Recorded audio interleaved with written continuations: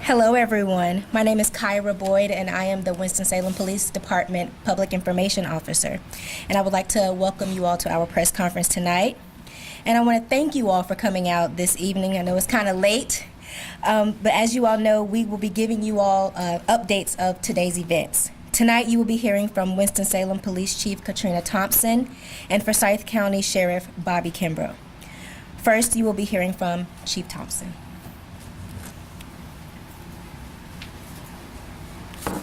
Thank you, Ms. Boyd. Thank you all for being here. Again, I'm Police Chief Katrina Thompson. At 3:34 p.m., gunfire erupted outside of the District 1 police substation located at 7836 North Point Boulevard. Investigators would later determine that more than a dozen shots were fired into the substation from a large caliber semi-automatic rifle. At the time of the crime occurred, more than 50 Winston-Salem police employees were inside the building as shift change was imminent. Officers outside of the substation observed the driver of the suspect vehicle firing into the police substation and immediately pursued the vehicle from the scene. The police pursuit covered approximately 4 miles and eventually terminated in front of Reynolds High School gymnasium. At that point, the suspect exited the vehicle and fired a large volley of shots from the semi-automatic rifle at Winston-Salem police officers who were pursuing him. The subject then dropped the rifle and fled into the area of Haynes Park, with the officers pursuing him on foot. During the foot pursuit through the park, the suspect fired multiple shots at the pursuing officers from a handgun. The officers returned fire at the suspect, and the suspect was struck. The injured suspect was later taken into custody, and emergency medical services personnel summoned to the scene. It should be noted that officers with the Winston-Salem Police Department rendered aid prior to emergency medical services arriving on the scene. The suspect was transported to the local hospital where he is in stable condition. The suspect was identified as 26-year-old William Coleman Scott. Mr. Scott is in police custody for attempted murder of law enforcement officer.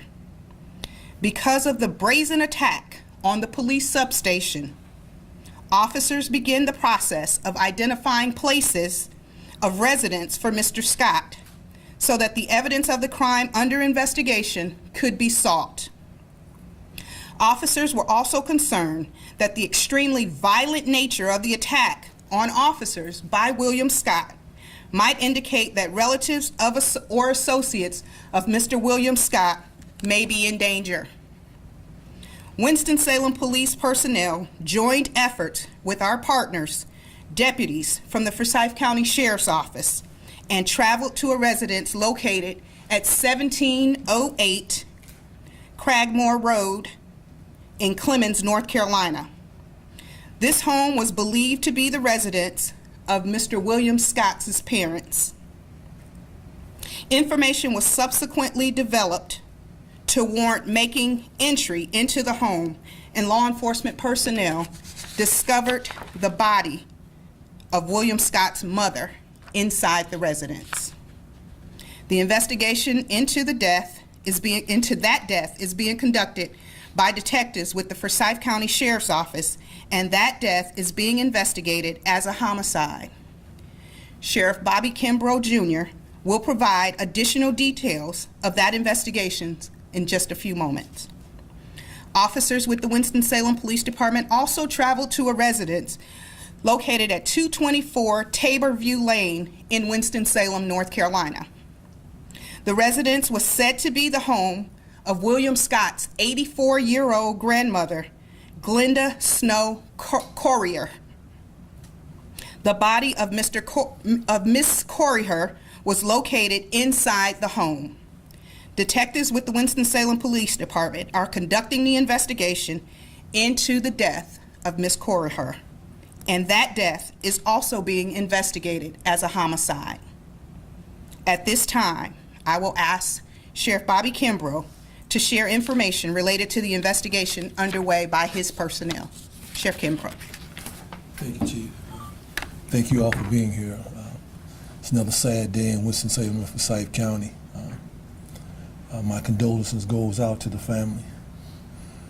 But I'd be remiss if I didn't thank the men and women of the police department, the sheriff department, who pursued that man selflessly and fearlessly.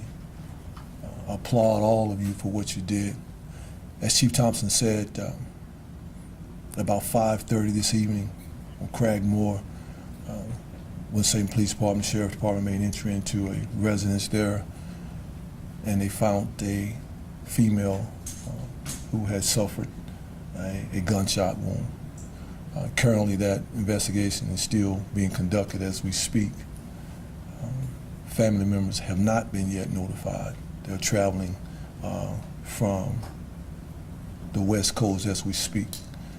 And so because of that, I'm sure you've probably deduced the address and the name, but out of respect for them, they asked me not to speak the name, and so I won't say her name because her sons have not been notified as of yet. As a matter of fact, they should be landing in Charlotte about now. But I've given you what we know. It is an active investigation being conducted in the Waterford subdivision out there. That's basically what we have here.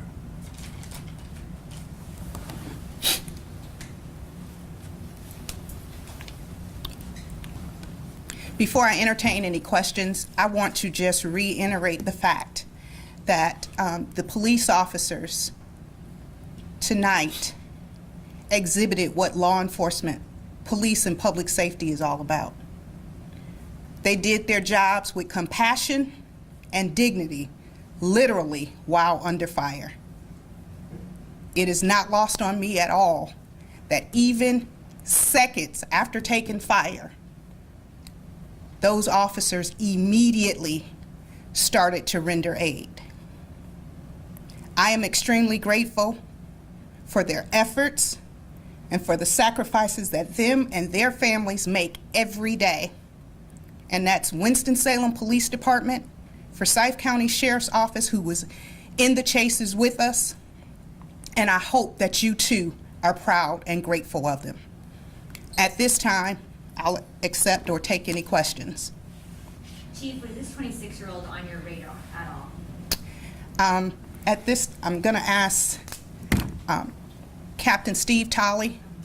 To my knowledge, he was not on our radar. I think we had some contact with him in the past, but certainly not on our radar to deal that we would expect something like this from him.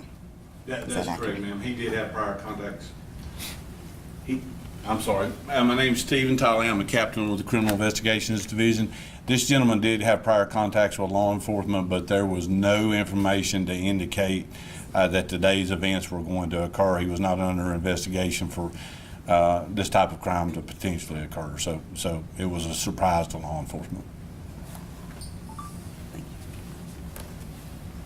Just to clarify, so at the Clemens address, his mother was found, and at the Winston-Salem address, his grandmother was found. The question is, to be clear, at the Clemens address, and the answer is yes. The suspect's mother was located, and at the Winston-Salem address, the suspect's grandmother was located. Do you believe Mr. Scott to be the suspect in those two cases, or are you still looking for someone involved? While the investigation is still going, the question is, do I believe that Mr. Scott is the suspect? There is evidence that suggests that that is. Of course, this is fluid and rapidly evolving, and we're releasing as much information as we possibly can, but we're investigating it at this point now. And like I said, evidence is suggesting that that is the case. Was William Scott living at the house over in Clemens? I'm sorry, the question? Was William Scott, the 26-year-old, was he living at that house? Was that his residence where you found his mom? It is my understanding that Mr. Scott, the suspect in this situation, was not living with his parents. Chief, how are those officers doing? That were Thank you so much for asking. The question is, how are the officers involved doing? And I'll tell you that they are resilient. Of course, while we prepare, we were not expecting this today. And I will tell you that given what occurred, we are extremely fortunate, extremely fortunate. And I ask that you please keep those officers and their families in your prayers as we need it, and we still have a city here to protect and serve. You said as routine, the officers who were involved in the shootout with the shooter, there would be an SBI investigation. Are those officers, I know that that's usually what's the case, is that officers involved in a shooting are placed on administrative leave. Is that? So the question is, are the officers involved in the shooting placed on administrative leave? And the answer is the officers have been placed on administrative duty. What is the condition of Mr. Scott? Is it life-threatening? Mr. Scott's condition, as we're being told, is stable. And how many officers are now on administrative duty? We have 3 officers at this time that are on administrative duty. And are you going to provide names for those 3 officers? It is our intent to provide names. We will not be doing that tonight, but it is our intent, as is protocol, for us to provide the names of the officers at the appropriate time. There was mention, and I think there was a news release, that there was another officer who was responding to this, who was involved in a traffic crash. That is correct. Another officer, patrol officer, was responding to assist the officers involved in this case, and was involved in a traffic crash where he sustained minor injuries. I have had the opportunity to speak with the officer this evening, and he he's shaken up, but he's doing well. And I can't reiterate how grateful I am that members of my Winston-Salem police family, as well as our Forsyth County family, are doing well considering everything that we've experienced today. Chief, what is your message to the communities, to tri communities here in this area? What do you want to say to them? So the question is, what is the message? The message is we're living in an extremely trying time right now. We can see, based on what has gone on just in our community, but if you look across the country in the last week, human life is not being valued. Guns are being used to take the lives of members of our communities all across the country. My message is, please, if you know something, if you hear something, report it to someone, report it to authorities. Also, don't get involved in disputes. Disputes quickly erupt over nothing and turn into something deadly. Be it aggressive driving, stepping on someone's foot, bumping into someone. Apologize even if it wasn't your fault and keep moving. Do not get into disputes. Chief, can you talk about any efforts that were made when police officers arrived to get kids off the playgrounds, to the other bystanders in the area, or was their focus basically on getting the suspect and solving that? Our focus is always the safety of all people involved. And as I mentioned, this situation was fluid and rapidly evolving.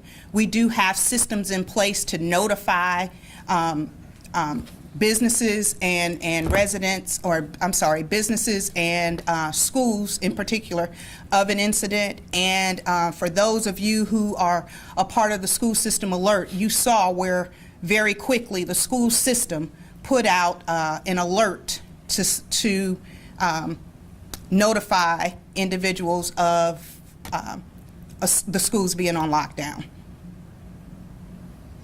So to be clear, Mr. Scott is right now only charged with attempted murder of a law enforcement officer. He has not been charged with the other two homicides that the sheriff's office and you are investigating. That is correct at this time. Thank you, Chief. Gee, you sure fall over. Thank you all. Thank you all. That concludes tonight's press conference, and we will be updating you all as necessary throughout the coming days. Thank you. Yeah.